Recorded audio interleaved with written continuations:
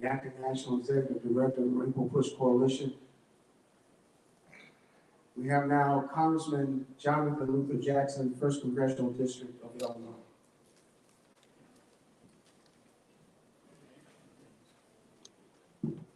It was my honor and privilege of having been the former national spokesperson for the Rainbow Push Coalition to carry on that tremendous tradition of fighting for equal justice under the law. We've made tremendous gains. I'd like to now introduce my father, the chairman of Rainbow Push Coalition, to bring on our new president, Reverend Jackson. Good morning, everybody. Let me express my thanks to you for your being here today. Let me express my thanks to Reverend Al Sharpton with the tradition of our struggle. Mother wrote me from the 13 years old, and he is taking on the battle of that struggle. His brother shows is going to mass media, trying to be the field director of the Rainbow Push Coalition. And then, likewise, Dr. Jackson became our spokesman, national spokesman for Rainbow Coalition. Freddie Hayes, he was a preacher and leader of our country, and seriously involved in our struggle. He now seeks to move on to deal with the box, Supreme Court positions, Supreme Court of 36 years of work.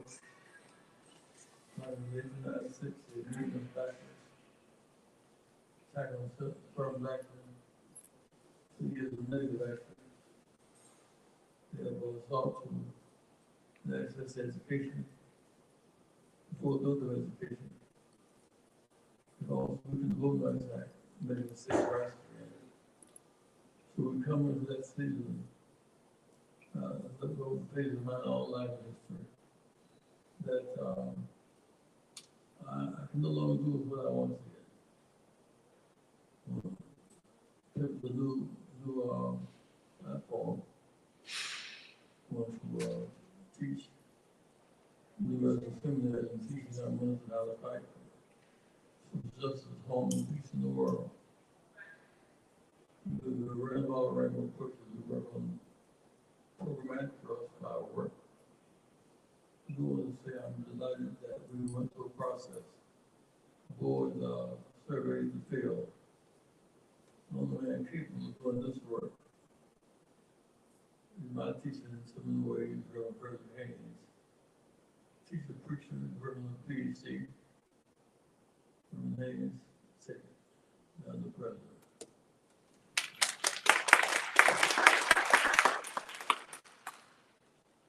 I'm humbled and honored to receive this opportunity to stand on the shoulders of Reverend Jesse Jackson.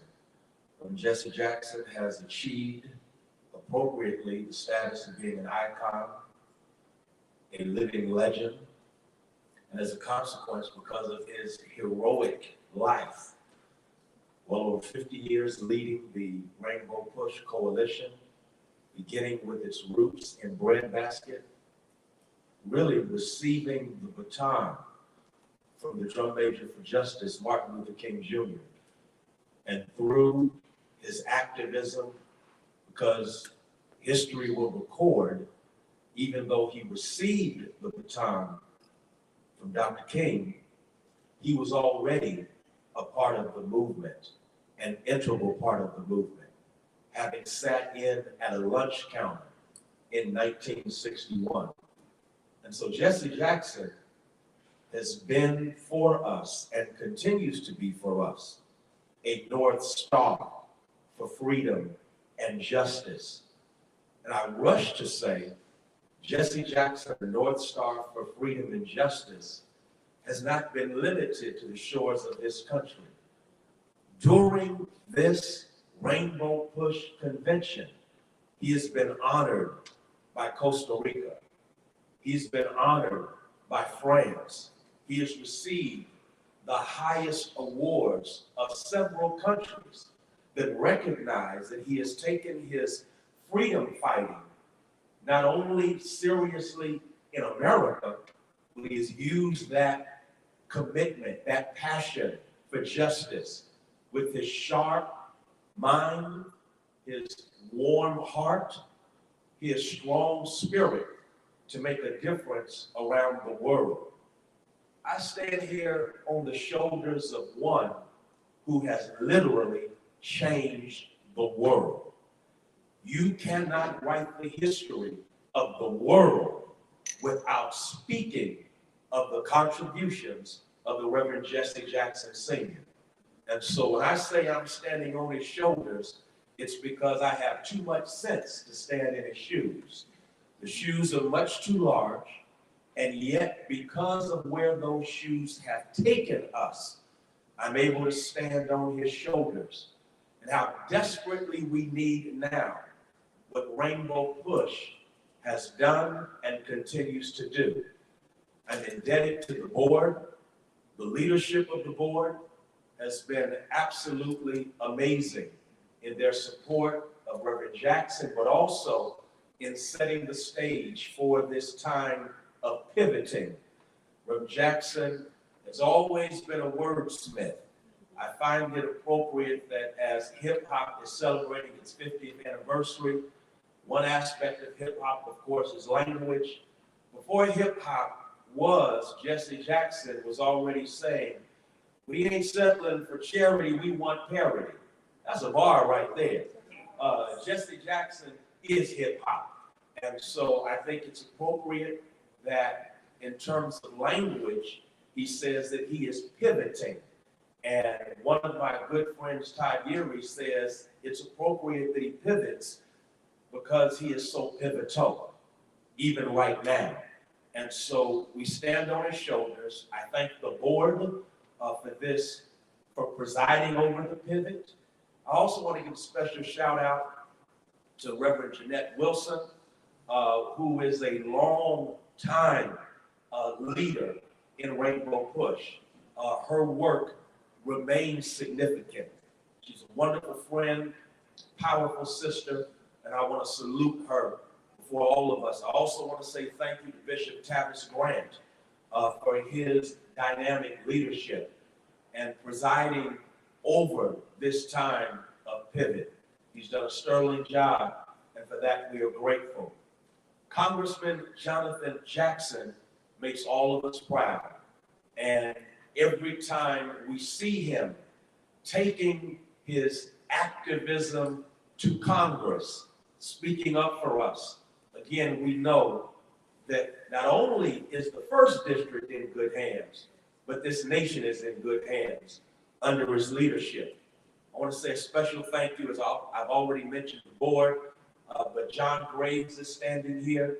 John Graves has given amazing leadership to our CEF board, one of the great transformative boards for economic justice and advocacy. And so I want to thank him. I quickly say, as I conclude my remarks, that the mission and vision of Rainbow Push is needed in 2023 as much as it was needed in 1973. Sadly, the Supreme Court has declared war on justice and freedom with the recent decisions. And as Reverend Jackson has already said, the Supreme Court, therefore, has given us an agenda. I also quote Reverend Jackson by saying that we will continue as Rainbow Push to not only have an offense because of an agenda that advances where the nation needs to go, but at the same time, we will have a defense protecting the rights that we have fought so hard to gain so that we can maintain them. The good news is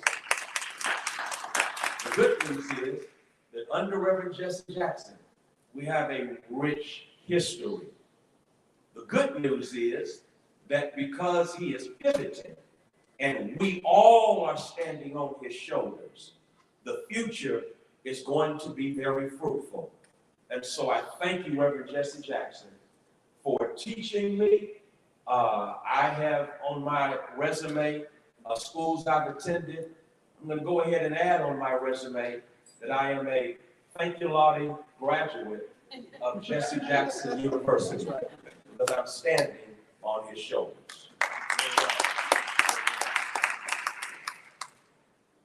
Could we ask just a few questions if that's all right? Leah Hope with ABC 7 here in Chicago, so pleasure to meet you. I think everyone else knows that. You mentioned that the Supreme Court has given Rainbow Push an agenda. What do you see as the priorities?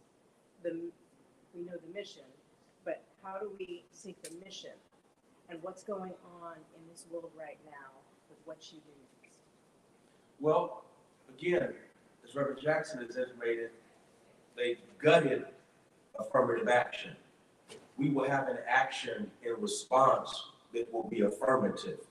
And our affirmative action we had a wonderful board meeting yesterday. And one of the things we discussed was the fact that this man has registered more voters, especially during his historic campaigns of 84 and 88, than anyone in the history of this country. So we're going to pick up that baton, and in the spirit of 84 and 88, we're going to register voters, but we're also going to register voters with an agenda. And the agenda will basically be that we recognize the importance of the courts, and so we have to have a ground game of registering, educating voters, mobilizing voters to the polls. And as we do all of that, we will begin to have a long game so that what President Biden appropriately labeled a court that's not normal, that we help to push the court back to being a normal court. And so I say that gingerly at this time, but the ground game will be to pick up where Reverend left off, a massive voter registration campaign. Reverend Tessa Lambert, WBC News. Do you plan to move from Dallas to Chicago? And if not, how do you plan to lead from Dallas? Well, we've had a wonderful conversation about the fact that Chicago and Rainbow Push have a rich history, and we're not going to break that up. Chicago will be the headquarters of Rainbow Push. I want to be real clear about that.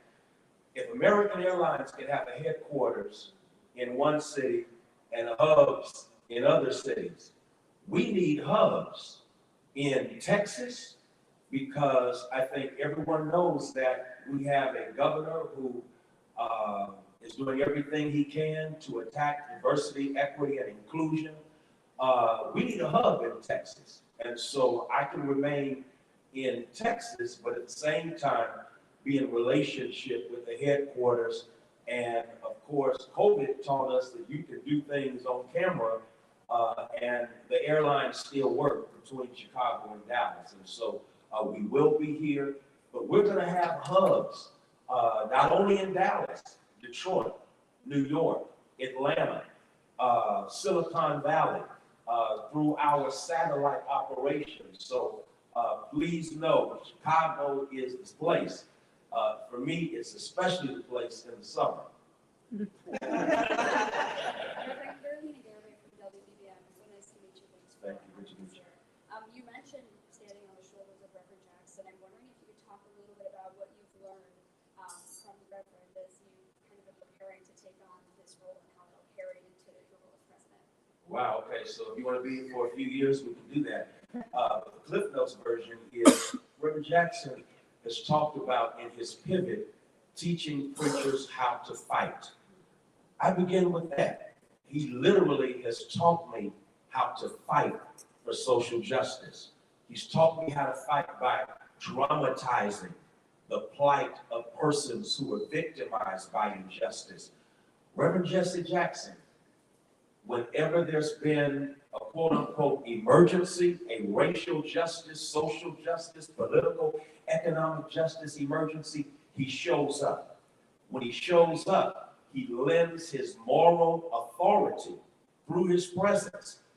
And that brings about healing for those who have been victimized, but it also brings about a challenge to the perpetrators of injustice. And so he's taught me to fight by showing up. He's taught me to fight by dramatizing those situations that are not good. And so the fight is what he's taught me the most. He's also taught me the importance of casting a vision and not being content with what things are, but showing what things ought to be. And so I could go on and on, but the bottom line, I've got to say this. He's also taught me that my faith works when I wed justice to faith. There is no way to be serious about your faith if it's limited to the confines of the sanctuary on Sunday morning. He's given me a brand new hermeneutic, a way of looking at Scripture, not from the top down through the eyes of the empire, but instead from the bottom up through the eyes of those on the margins. And so that bottom up approach to Scripture is also my bottom up approach to doing ministry, because that's how we change the world. That's how we make the world a better place, not from the top down, but from the bottom up. We have Jonathan Jackson, who shows us that you can work from the bottom up, get to the top, and still have that bottom up consciousness and commitment. And that's the Jesse Jackson University concept. Naima Latifah on your Daily News. We heard the brilliance of your speaking ability at Apostolic, but of course, your other talents and skills that you have, and maybe some of the board members can share with us, what were some of your other qualities that made you the top candidate for this position? Wow, that's hard for me to answer. I'd have to go with whatever they thought about it. Yeah, what do you think about me, Doc? That's gotta be good, 'cause I don't know. Let me say that President Haynes, in the service of our lives into a safe soul and to redeem America. He's the top preacher in that category. He speaks with authority and a sense of passion and maturity of a leader.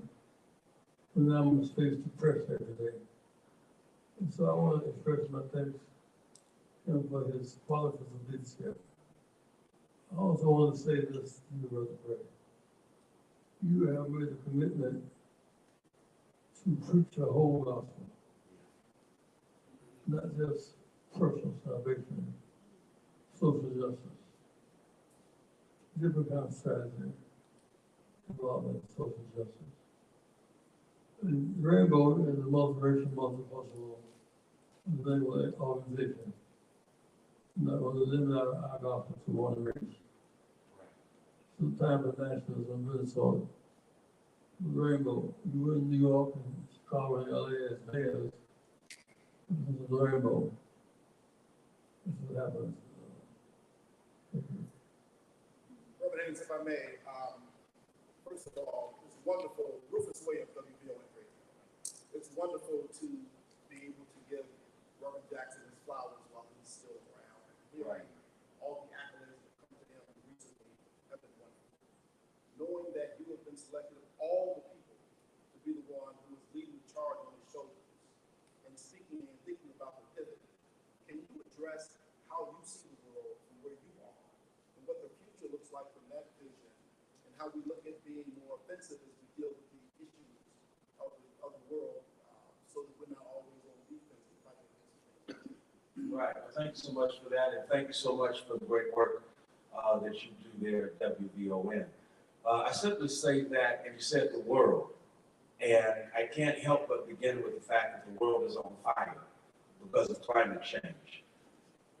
And on top of that, on the front lines, victimized by climate change because of environmental injustice and environmental racism, are the most vulnerable communities. And those communities are usually poor, Black, brown, indigenous. Without question, we have to be on the front lines to ensure that people can drink unleaded water and afford leaded gas while pushing for a clean economy. a clean environment. We have to do that. At the same time, Reverend Jackson, and I'm going to keep referring to him because, again, I'm a graduate of that university, and Reverend Jackson has shown us the importance of economic justice. I never will forget attending the first Wall Street conference in New York, and he made this statement brilliantly comparing our freedom struggle to a symphony. And he spoke about the first movement as emancipation, the second movement as public accommodations, the third movement, voting rights, the fourth movement, which is going to be a long, hard struggle in a capitalistic country, is access to capital. And that fight is a long fight.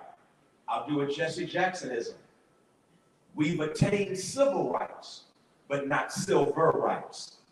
And the fight for silver rights is a constant fight against greed, economic exploitation. It's the constant fight against those in power who exploit those who don't have power and enrich themselves in the process. And so a part of our vision will have to do with not only fighting to preserve the planet and making sure that we survive and can live on it, but ensure that at the same time, and this goes back to the roots of breadbasket, where we have bread on every table and access to resources, that we continue the fight for economic justice. I have to give a shout out because last night was absolutely powerful to our Push Excel program, which emphasizes what? Educational equity, educational justice. There is still in this country an inequitable way that we fund public education. There is an all-out war on the truth in this country now. But through programs like Push Excel, led by Reverend Wilson, we can push for truth in education. So in a real sense, Reverend Jackson has given us a foundation that is also going to serve as our blueprint.